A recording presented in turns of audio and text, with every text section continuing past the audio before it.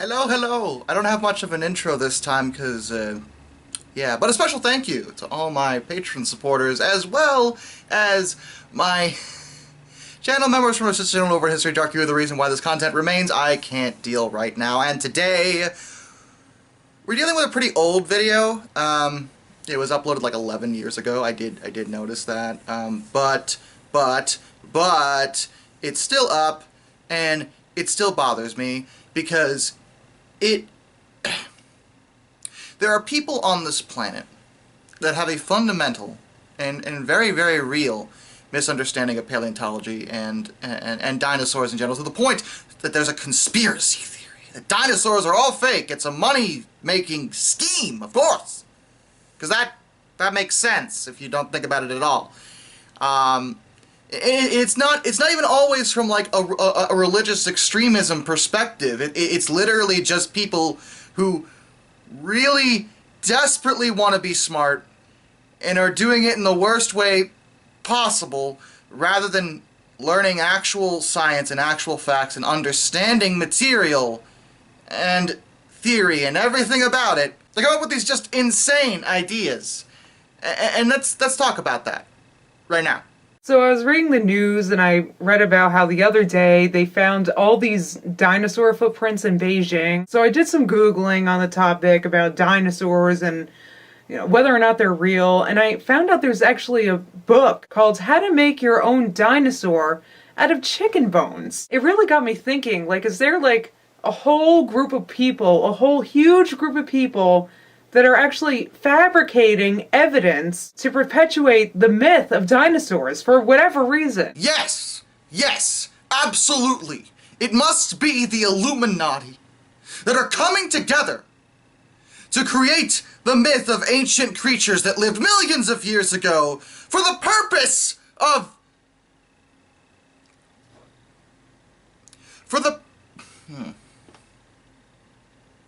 Because they want...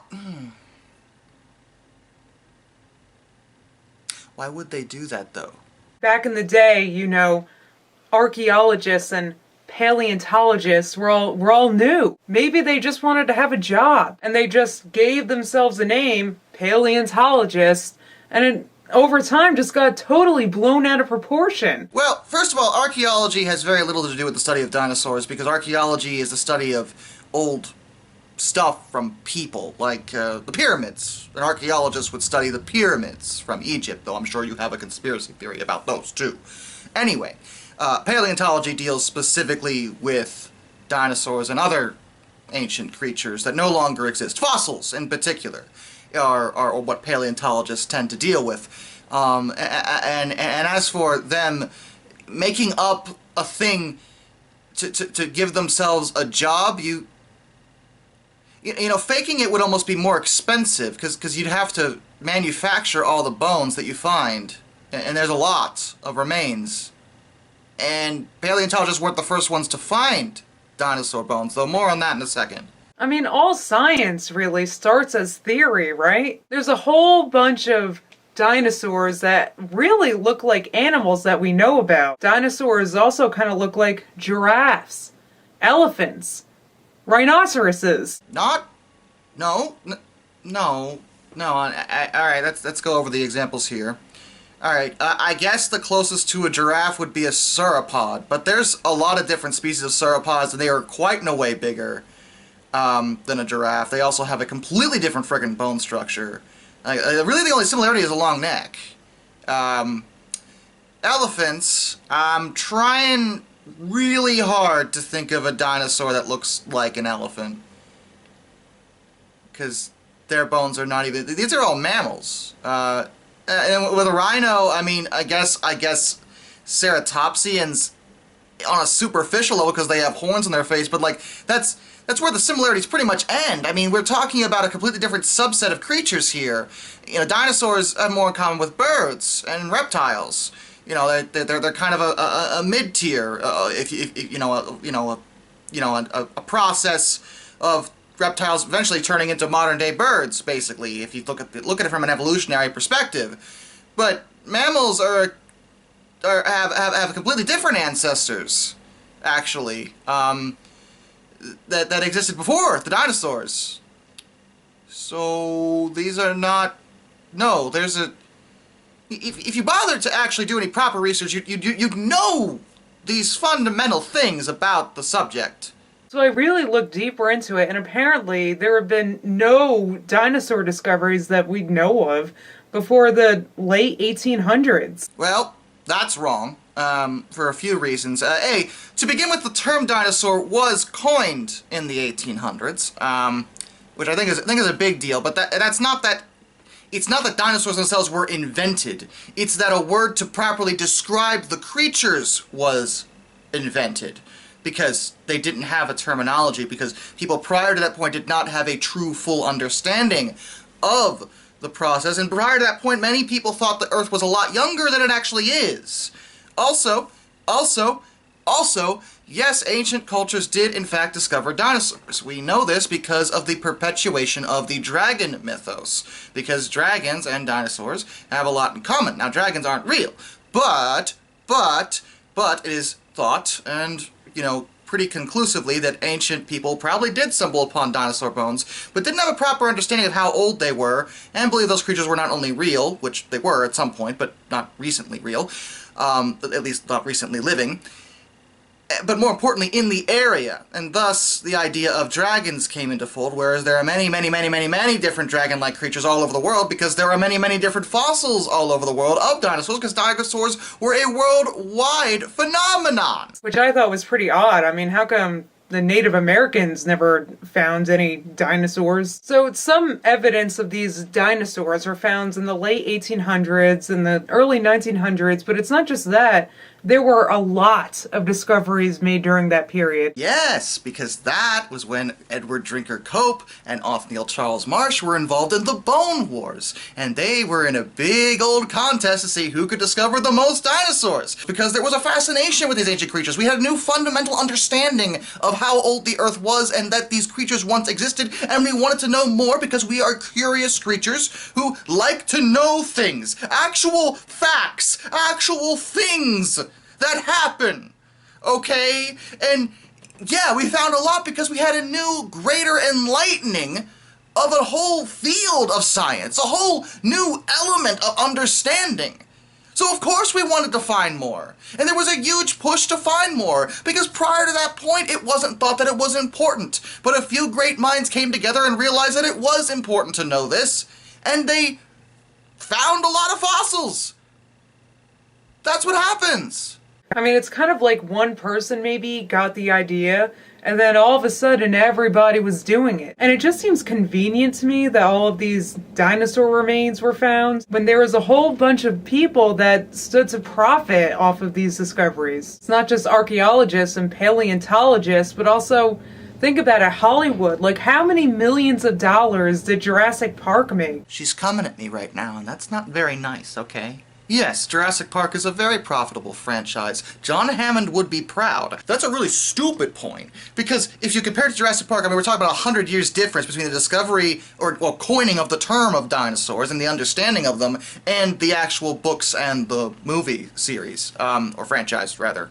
Extended universe, there's a lot of Jurassic Park stuff. But, anyway,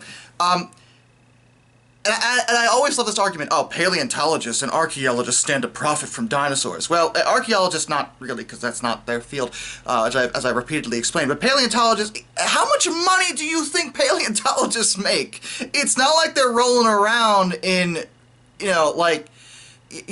multi-billionaire, yachts over here. Like, they're not, I'm sure they're pretty well off. I'm sure they're paid fairly well, but that's because they went... They spent a great deal of time studying the field and learning things, and so much in school and getting a doctorate, and there's it would be the most inefficient scam in the universe if that's really what was going on here, is what I'm trying to say. Maybe you guys just want to believe what a science book or your teacher says without ever really thinking about it for yourself and actually thinking, wow, this really doesn't make sense. Or maybe you just want to make things up to make yourself seem big brain, when in reality you make yourself sound a little silly whenever you talk like this. Also, also, you know, you just believe whatever you read, and yeah, that's probably a very dangerous thing to do. But you are clearly doing that right now by reading whatever reinforces your own points, and I have thought about it. And the idea of evolution and the idea of dinosaurs once existing, a bunch of different ancient creatures that aren't even just including dinosaurs, that once existed because life has changed and evolved for billions of years on this planet, does make sense. Life doesn't stay the same. The planet doesn't stay the same. We do not live in a static vacuum where everything remains the same all the time. The Earth has been quite a bit different on multiple occasions throughout its entire billion years of existence, and life spawning from Earth naturally has changed quite a bit too. There are a wide array of just insanely different creatures that are alive, but they wouldn't even be recognizable to us because evolution, things change, and that's okay. Humans don't like change, and I get that. They don't want to admit the Earth changes, but the Earth does change. A lot. All the time. She does what she wants, okay?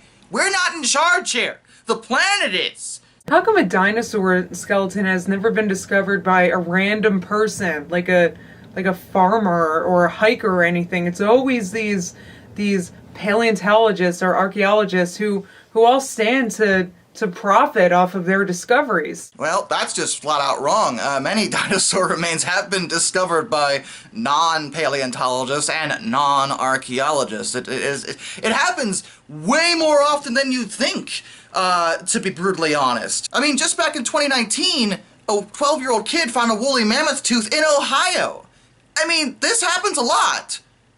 And yeah, it doesn't happen at all if you completely ignore all the times it's happened. One Google search pulled this up.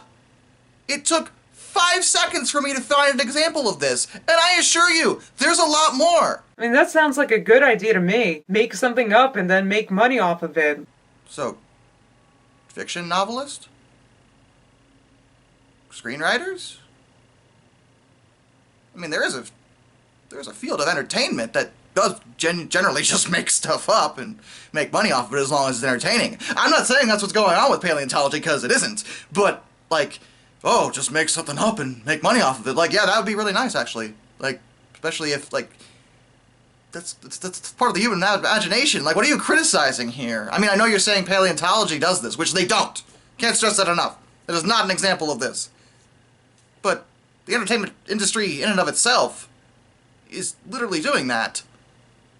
And, I mean, I'm kind of okay with it, because that's entertainment. Like, I could sit here and say, you know what?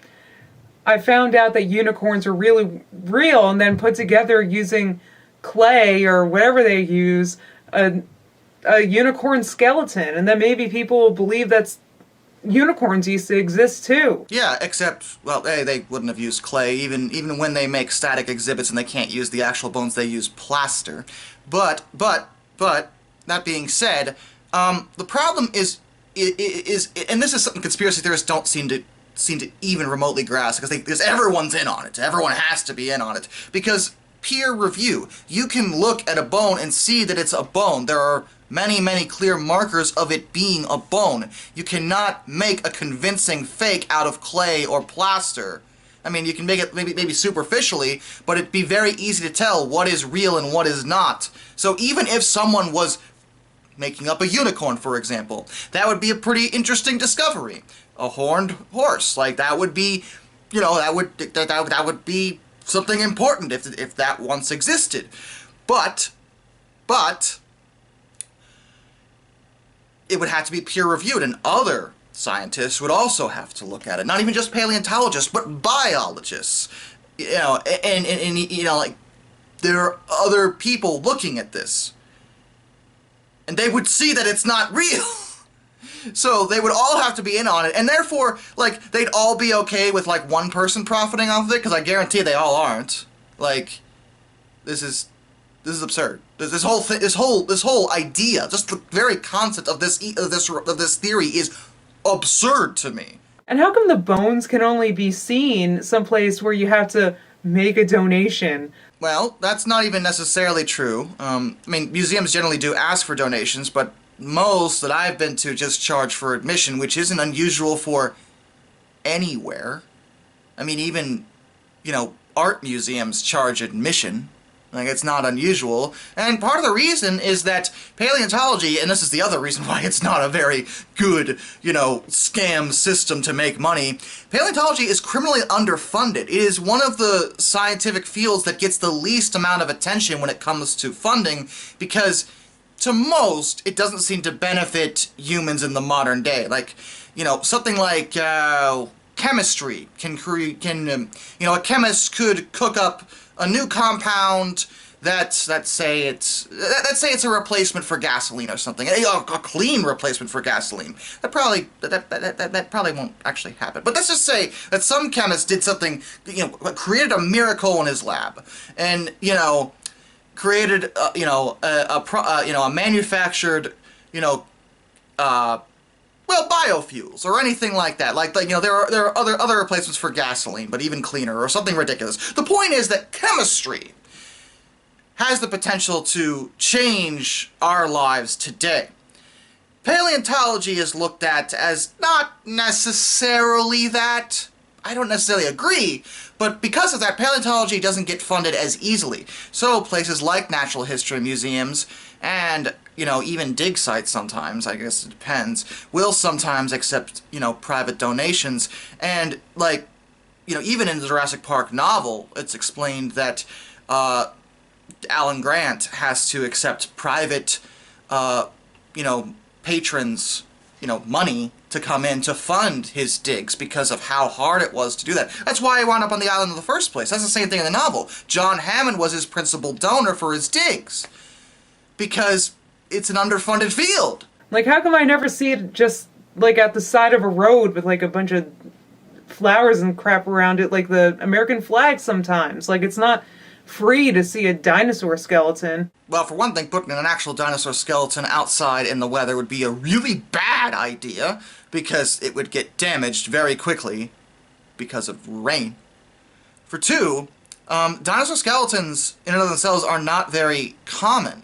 Fossilization does not happen readily. It's very rare for it to occur. I mean, billions of Tyrannosaurus rexes existed over their millions of years on this planet, but we've only found a few dozen fossils. That should tell you that this is not a common thing, and just throwing them wherever, these things have to be, part of the reason they're in museums is to be protected, because they're so rare and so cherished and so unusual, and they're protected and preserved so they can be studied, so we can find out more about how these creatures lived. And so if dinosaurs lived millions of years ago, which isn't even possible. Think about it. Do you know how deep the bones would have to be? Why would anybody want to dig that long? I just it just does not make sense to me. To find dinosaurs? Also, you don't have to dig as long as you'd think in some areas, depending on river erosion and the way the Earth has changed in its time. There are some fossils that really aren't that deep in the grand scheme of things, and it was because of that it's impossible they existed millions of years ago. No, I assure you they did. They definitely did. I promise you they did. And if you dug millions of years into the Earth, then wouldn't you hit the core at that point? Millions of years ago, you would have to dig that deep.